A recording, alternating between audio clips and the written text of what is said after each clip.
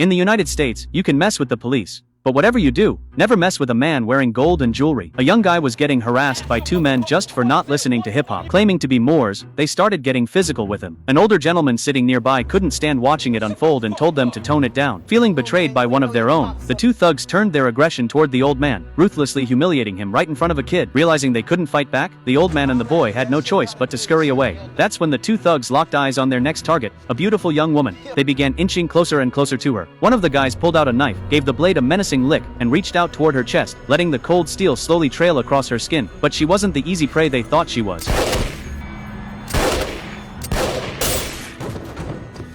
Her smooth, lightning-fast counterattack made it crystal clear that this wasn't her first rodeo taking out guys like them. Taking a moment to steady her racing heart, she waited for the train to pull into the station. She slowly stood up and calmly stepped off the train without missing a beat. But halfway down the platform, second thoughts crept in. She wasn't entirely sure if her bullets had hit their vital organs, and if there were any survivors. Things were going to get incredibly messy. The cops swarmed the station shortly after, but with zero witnesses and a completely clean crime scene, they had nothing to go on. Back at her apartment, the woman collapsed onto the couch, replaying the day's events in her head, wrestling with whether she did the right thing. Just then, the doorbell rang. She opened it to find a detective standing there, but he wasn't there to arrest her. Instead, he brought some long-awaited good news. They finally caught the guys who murdered her boyfriend. It turns out that 2 months ago, Lisa and her partner were just walking their dog in the park when they were ambushed by a gang of thugs. The crew snatched their dog and had the nerve to demand a ransom right there on the spot. But when they pulled out their cash, the gang's eyes darted to Lisa's watch and ring. When the couple refused to hand them over, the thugs violently lunged for them. Pushed past his breaking point, her boyfriend threw a punch straight into one of their faces. But that single punch sealed his tragic fate.